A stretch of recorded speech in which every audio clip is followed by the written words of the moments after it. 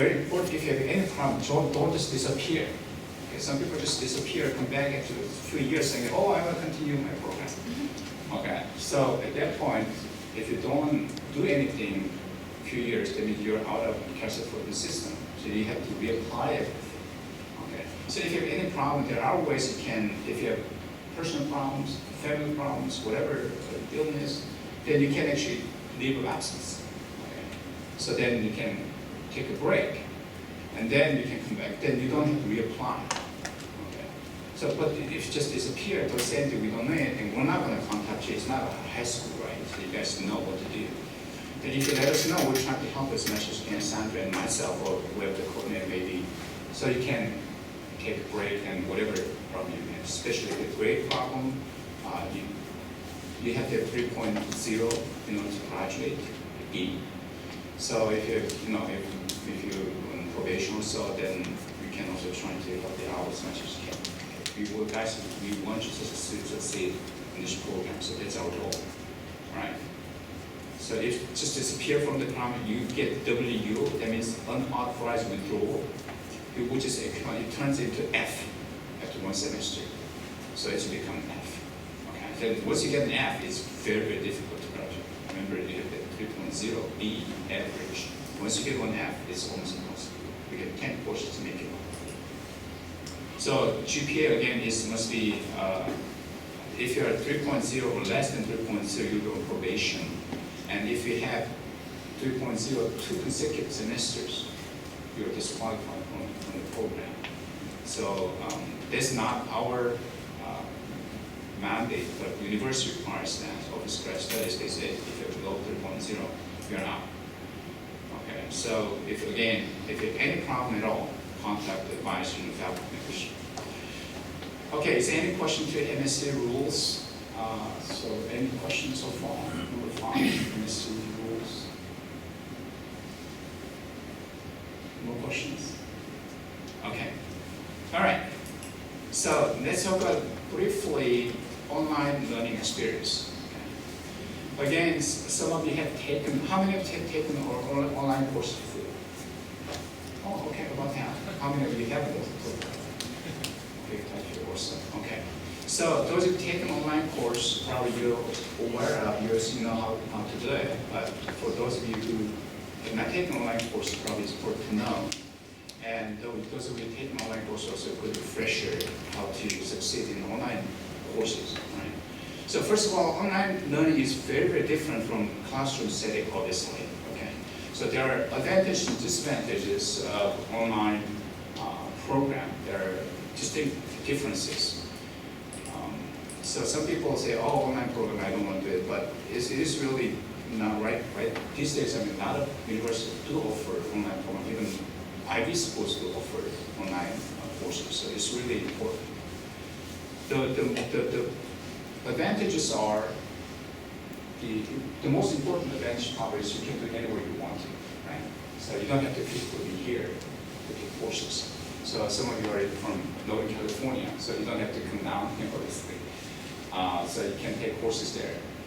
And also, some of you are, well, the Orange County, South Orange County, we know how difficult traffic is, right? So coming here, so you don't have to worry about the parking space. I mean, you guys are lucky here to find a lot of parking today. If you come on Monday, it's just like, it's very, very difficult to find any parking place at all. So you don't have to worry about it, right? So that's a big advantage.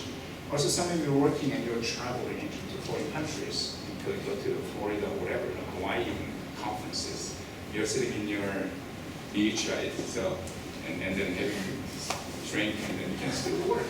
It's a really nice picture. You go Hawaii, whatever, Chichi, whatever. So then you can do work. So that's really good. So one thing you need is obviously computer and internet access. All right, does not require commuting, obviously, save money. There are two kinds of online, if you will, class mode. One is called synchronous, the other is asynchronous. Synchronous meaning then there is fixed time, so say 4 o'clock California Pacific time, and then class is taking place, instructor sits there, and everyone has to log in that particular, whatever tool they may have, and listening that instructor's lecture, and you can raise obviously questions. Okay, so that's called synchronous mode. Now, that's good because it's live and you can ask questions. But however, there's disadvantage too, right? We have people coming from all over the world. From East Coast, we have some people from East Coast. Always, since we're 70 people, we have about 40, I mean, about 30 people are from different places. So we have some people from actually from India, some people from South America, some from Europe. So if say California time 4 o'clock, I'm not sure India time maybe we're at 2 o'clock in the morning, I don't know. So obviously for that person it's really difficult to participate, right? So synchronous mode has advantages, but in our case, disadvantage too. So what we are employing is sort of asynchronous mode. Okay, asynchronous mode meaning we're going to place all the material that's necessary online. And depending on the instructor, they give you 1 week at a time. Okay, semester's 15 weeks, first week, second week. So they give all the stuff that you have to do first week, second week. All the materials are available. So you do it at your pace. Okay, so whatever you have time in the evening, you need to set a time though. So there will be markers saying, okay, after 2 weeks, you need to submit that. After 4 weeks, you need to submit that. So as long as you follow that particular markers, then you should be okay. So all the material is online, and you follow the instructor's timeline, basically, what to do, scheduling. Then as you submit that and pick whatever project in final exam, finish it. So then we call it asynchronous mode. You can do it in the evenings, you can do it in the afternoon, in the morning, whatever you feel like. So asynchronous mode. All right, another one is self-paced learning. Obviously, some people are quick learners, and some are slow learners, and you can do so at your pace. In classroom, everybody has the same lecture, so it's stressful sometimes, but you can do it. All right, accessibility. Those are physically challenged person like me. So then you can access it. Disadvantage is obviously the main disadvantage is basically there's no face-to-face meeting always. Okay, so for those of you who are used to do face-to-face meeting, like in classroom meeting, seeing the professor and then raising your hands and asking questions, you're used to that. Probably you'll not see that here. So some people are missing those things, saying, joking, whatever. So no face-to-face, no regular meetings. And another one is no immediate response. So if you in classroom meeting, you raise your hand, you get your response right there. But in online situation, you cannot get the right response, right? You have to send either chat room or you send email, or so it's going to take like a few hours to response back. So no immediate response. So that would be a disadvantage, right? But overall, I think it's very, very good experience if you do online learning. So that's why we're also successful here. The most important thing, I think, to be successful is you have not taken online courses planning. Okay, you need to set a time. You need to have fixed time to do whatever you have to do. Okay, you cannot just postpone it. So you have to say, okay, I'm working 5 days, Monday through Friday. So I'm going to set up time for Saturday from 9 to 5 to do all the MSE work. Or I'm going to do Monday, Wednesday, Friday evening from 7 to 10. I'm going to work on the project. So you need to schedule it. You cannot just postpone it because you don't come to the class, nobody asking questions. People human have tendency to postpone it if you don't not push. So then later on, all of a sudden there's a project due tomorrow, and you have to take exam tomorrow, then you're packed. Okay. So, but you have to set a time. You have to really discipline. So online class don't work really well with undergrads and freshmen because they are like still going wild in their university life. Okay. So they're not really good online people. They're not really disciplined enough. But you mentioned more. I mean, you went through all these stages. So you are more, disciplined. You like to learn, and you are spending money doing this. So you are doing this. So, but still, you need to take set up time. So planning is really, really important. So, and if you have any problem communicating with the instructor, it's important. If you don't say anything, we don't know anything. Okay, because again, we're not going to see it. All right, so again, oral communication skill does not give you in the sense that since you don't give presentation here, so if you're in the project, you're not getting those experiences either. Social isolation. All right, so if you come here, you see your friends in classroom, but here you're in your own space, cyberspace. You don't see anyone. You just look at the computer, do the work, right? So those are disadvantages in general case. Disadvantages to online program. All right, so let's talk about distance learning requirements. So I have handout actually. If you look at your package.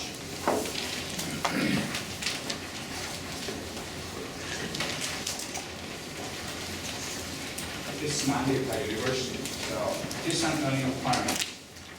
Handout, 3 pages in one.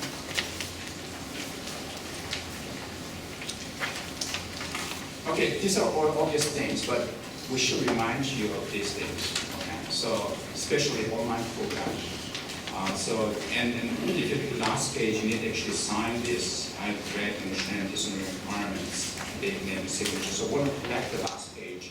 You can keep first 2 pages. Last page, once you sign it, you can give it to any of our members or to me. You can give it to me.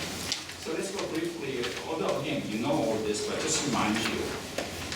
Distance learning requirements. Okay, this is UTS and university first. What is the UTS and the university? Policy statements. So we have a policy statement, so we have to follow that. So distance learning, we're going to use titanium. So online, if your online participation will be graded, depending on the instructor typically. And if you do some things online, they'll be tracked.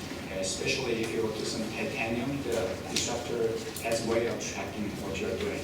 So I'm sure you're not doing something. I mean, you can't do, you cannot do anything illegal, but just in case you're tempted to do it, but you can track it. So the online availability of instructor were not available 24/7 right there. Okay. Typically, I mean, depending on the class, instructor, if you send out email, within 24 hours you get a response. Okay, even quicker. I usually check my email at least 5-6 times a day, so within a few hours, but not usually more than 24 hours. Okay. Over the weekends will be a bit different. But send email. Okay, so there is a online behavior netiquette we call it. So there are rules for netiquettes. So I'm going to post this online so you can click on this, see what they are. Remember, you're a human being and all there's a room there. So you can do that later on. Qualification number 2.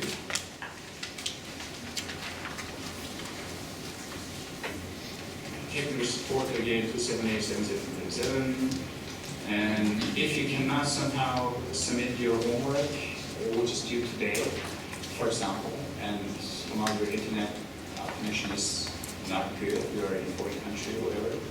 So in that case, you can submit different way too. You can fax it, obviously. Or the best thing is communicate with the instructor to get an extension, probably a good idea. So on-campus meeting, again, does not require any on-campus meeting. However, this one will be an exception, orientation meeting. And next year we have another meeting, which is called midpoint meeting, where you let you know your experience and also the last 2 semesters of the program will be explained and how you graduate and all these things will explain next year around this time. So there'll be 2 meetings required. So if you cannot somehow come in the midpoint meeting, we're going to post everything online if you go to our website. So you can get it from the website. But orientation meetings are really cool. Otherwise, there's no additional on-campus meeting. This is it. Okay. Most important is also academic dishonesty that I can really say this, emphasize this, penalty for academic dishonesty. So you guys know what cheatings are, plagiarism, right? So don't try to this word where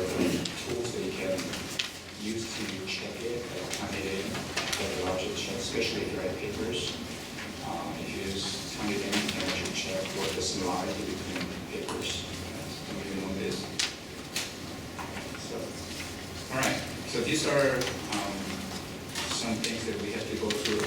Oh, you know all this. I'm sure you might remember this, something bad, but just have to do this one. And once you understand it, last page, so then I have to read and understand the distance requirements and date it, your name and signature. I need this page. Okay, so that's my portion. Okay, so do you have any questions so far about our program? Yeah. Yes, let's say I have to travel right now in another nation, and Yeah. I have to submit something X day, right? Yeah. And then for X reason, my internet went out over there, Yeah, sure. and I call my wife and I say, "Can you just submit something right here?" Would that raise suspicion that the same day somebody submitted something in another nation, and the same day, you know, here? I don't think I would check actually IP addresses. So, it's- whether we can get Well, it. other universities do check, because I Oh, took I some get it. classes with the University of Phoenix, and Okay. they do check that, and they say, "Hey, what's Really? going on? Why you're doing Oh, places at that's the good. same I time?" think you should do that now. No, I don't think anyone does here from MSE faculty. Does anyone do that? Check IP addresses? We can see fully trust us. You don't do that. You don't do it actually. But I mean, if you want to cheat, you can cheat anyways. There are ways you can use VPN to do that. So there are ways you can do it. You can fake IP addresses and all this stuff. But I mean, you guys are paying time and money. Why don't? Right, right. No, it's So, just, yeah, it just can happen. I know understand. that, because So, it yeah. happens in other Yeah. institutions, Yeah. and I heard about it. So Yeah. I just, Good thing. Actually, let me think about this. So, actually, we have calculated checking IP addresses. We go online. There's a reporting system, and you can check actually who logged in and what IP address they used and what they did, and you can get all the reports. So anyway, good. Thank you for that question and comment. Any other question? Yeah. Yeah, it says here that we'll be graded based on our participation in chat rooms. Yeah. Now, how is that possible? Not chat room. Chat room is actually more communication. Oh, is it But communication? it's actually, there's forums. So some classes we have forums. In my class, 548, 541, there's still forums. So you post your own thoughts and ideas. Then I read it, so whether that makes any sense. Or sometimes I agree, that's all they put it. No, that's not really good input, right? So I look at your input and based on that, I can give you, I thought it was a live chat session. It's not. No, Okay. typically not, no. It's a little difficult because everyone can participate. It's really difficult. 2 to 4. Yes. I was wondering, is the final exams online too? It really depends. Probably, yeah, it depends on the instructor. Okay, but Titanium provides a tool where you can take like regular final exam. So to set time, and you actually go online, you take exam. That's it. There's some instructors who do different. Probably Dr. Right. Chen. Yeah, so when I review the 541, that will go through all those details regarding the exam. Okay. All right. So yeah, we do have typically we do have final exam.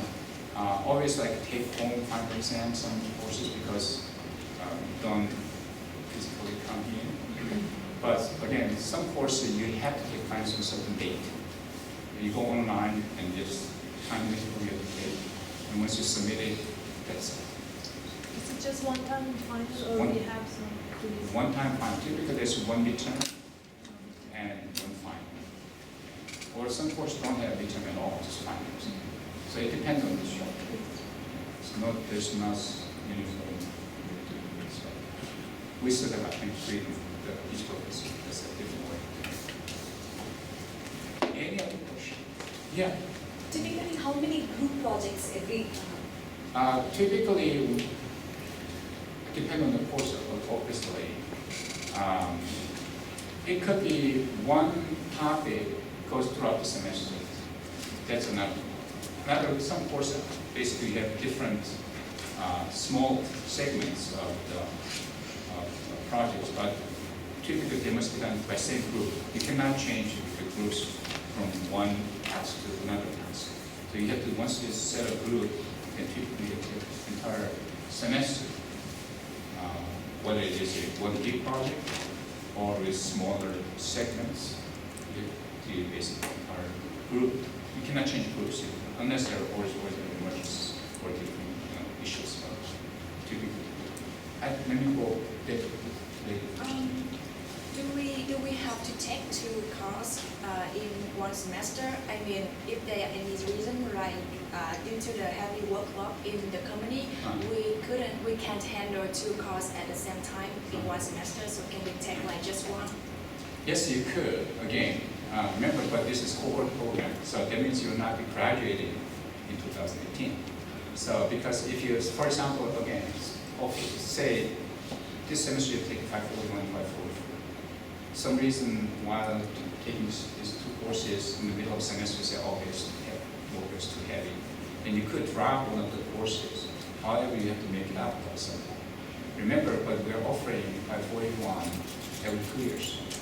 Not every year, actually. So when you cohort, there's many. So you have to wait at least 1 year to take the course. Right? You'll be graduating, however, not at the same time as other concepts. Yeah, if it works out too heavy, but we don't recommend it. Try to stay in and try to graduate. If you think about the exceptions and what can happen to you, then trying to postpone it, then very difficult to graduate. Once you go through it, 22 months, and then do whatever you can to graduate, you'll be happy.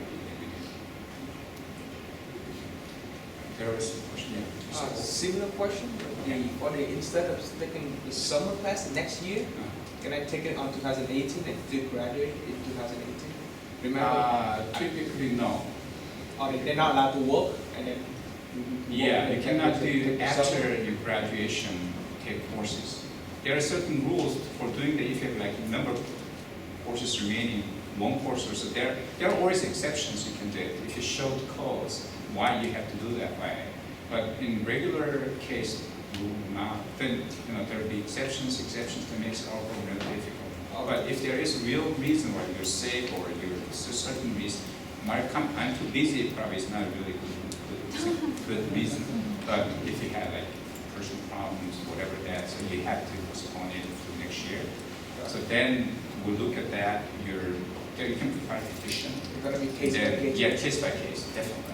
We like to be accommodating as much as accommodating as we can, and so we like to succeed. So if you have any problem, reason, let us know, and we'll try to work with you to solve the problem. But not as a general case. Yeah.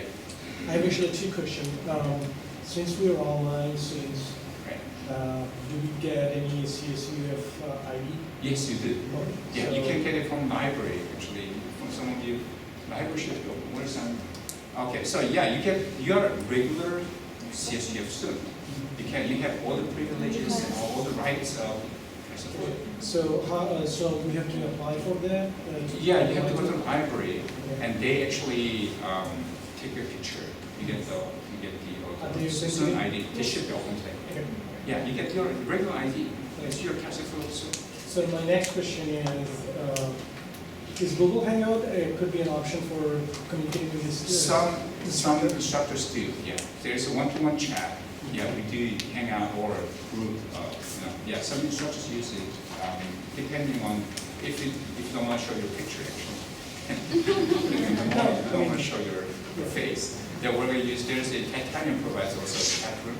You can use chat room. So different ways. Depending on the instructor, they can use different tools to communicate. So they should let you know which tool they're using to communicate with students. I see. Now that raises another question for Okay. me. Is there going to be any like teaching assistant for each courses? Like Teaching assistant. yeah, I mean like can we get help immediately resolve like maybe instructor is busy with some other course or something? Okay, typically we don't have TAs.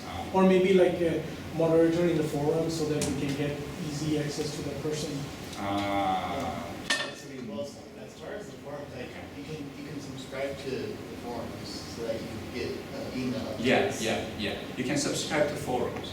Then if you send something, it will go whatever, then people go to all student faculty members, they can respond to your, whatever your postings. So, but we don't have typically TAs. The budget situation comes Hopefully, we hope to do that, but not at this moment. Good, well, I suggest that our dean at the same time. She's really good, so she's really helpful. I just want to mention, I think all our professors are very responsive. Yeah, So very you send an responsive. email, typically you'll get a response right away. Within a few hours, you get responses. Again, unless it is like, open or sound and somewhere, they will respond. Data is 24 hours. Yeah. How do the groups are formed in the group projects? Perform, depend on the instructor. I will explain that in my class. Yeah, the so instructor I'm will let pretty you know sure how to. Joe will explain that. Yeah, depends on the instructors. Some people typically want to form or so, although this online program, they work in the same company, so they want to do obviously the same form group or the same area. So if you say you live in Irvine, then you have to be together sometimes. So they will form group that way too. So it depends on the instructor, but typically we give you a lot of freedom to choose group mates. But very important, which is good mates. Otherwise, you can mess up the whole semester. Any other question? Another quick question. Once the online materials, like the videos, are posted online, Yeah, videos and audios and presentation slides and other stuff, everything we want. will they remain there for the Yeah, they will remainder of remain the there. program? Or is it only for that semester? For the semester typically. Yeah, because you don't want the next group actually get. Makes sense, right? So typically, it depends again on the instructor. In my case, after like 6 weeks of the semester ended, I disabled it. So you guys have all the access, but the next group cannot. There's also regular classroom too. Regular in classroom, 541 for example. And if I teach 4 days particular course, I don't want them to have access to that in advance. So I disable it. Some people just somehow get access to my Titanium, download everything. So I don't want that either way. So after 6 weeks, probably 5, 6 weeks, I disable it. But if you have enough time to download whatever you want to. But if there are exceptional cases, if you want something else now, if you send an email, for example, I need this, it's not email to you. Oh, okay. Material, whatever you need. We disable it. Whichever then. Ladies first? Okay. Good. Good, The yeah, first person. weekly Yeah. assignments or once in 2 weeks assignments? Or they weekly due, every week assignments or? Oh, it depends on the instructor. Okay. Some people have every week, some people have like every 2 weeks, some people every 3 weeks, every 7 weeks, depending on totally on the instructor. So you have to read the schedule. It's really important you read the course schedule. What's due on when and what is due. That's really important. As long as you follow that course schedule, you're fine. So read course schedule that instructor gives you. So we're going to talk about 541, 544 in the morning. And that instructor will tell you how to structure this course. Then you follow that instruction. So it depends. Well, it could be 1 week, could be 2 weeks, could be every 7 weeks. So it totally depends. Yes, as far as development tools, what do you require? A Visual Studio or something like that? Not really, because we don't really do development here, not working development. Some courses, there's small development courses like Choi, probably is going to help.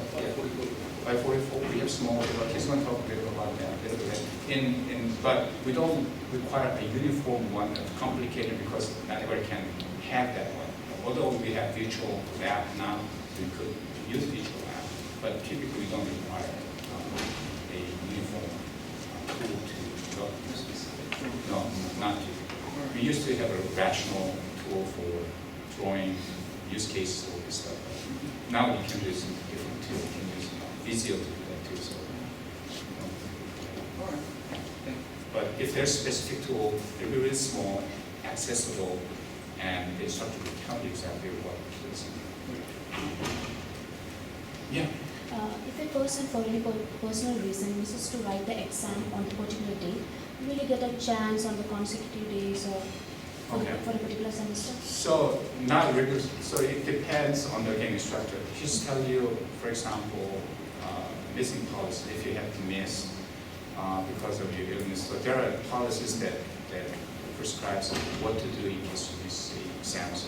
It depends on the class. So you should read the course syllabus and ask questions if there is any missing policy in terms of midterm or exam. So it should clearly say if you miss something. For example, in my case, if you miss midterm, I'm not going to give make an exam. So your final will have increased rate. But you have to show cause. You cannot say, okay, I spent late. Yeah. That's not really good. So, but if you have illness or something like that, you couldn't take the course, your final will have increased rate. And typically, you have in my case again, it depends on the instructor, you have not just 1 day, you have 2 days time frame to take the exam, not on 1 day. I know everybody's busy, so I give enough ample time to take the exam. But as long as we have time for so weekends, for example, Friday, Saturday, Sunday, or 48 hours to take the exam. So then you should have enough time to. If you cannot make it either, because you go to India for wedding, I know his wedding is like for 2 weeks. So, so if you do that and you can somehow participate and the internet connection is really bad, then we can arrange something else.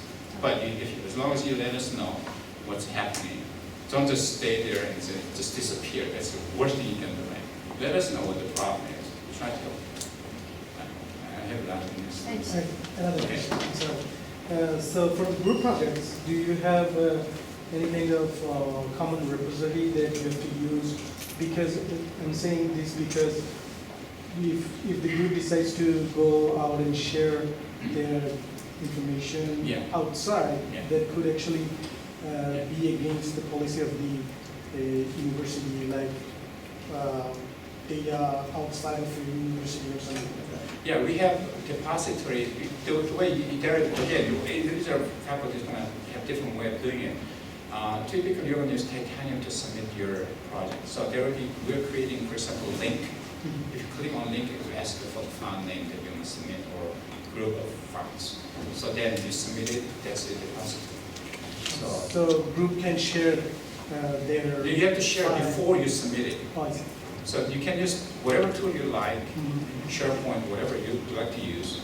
Maybe you can use Word, whatever. You should do your project within your group. And then once you finish the project, then you use to submit the link, for example. Then you submit it. Some people, you can sometimes email, depending on how you do it. And it'll be kept there for your evidence and for some instructors, so you can go online and download it and create a submission. Okay, again, a little bit different from each instructor, so listen carefully what the instructor says. Yeah. Anything else? Okay, let's take then, again, 5 minutes break, and then come back and let each instructor 541 and 541 talk about the respective process.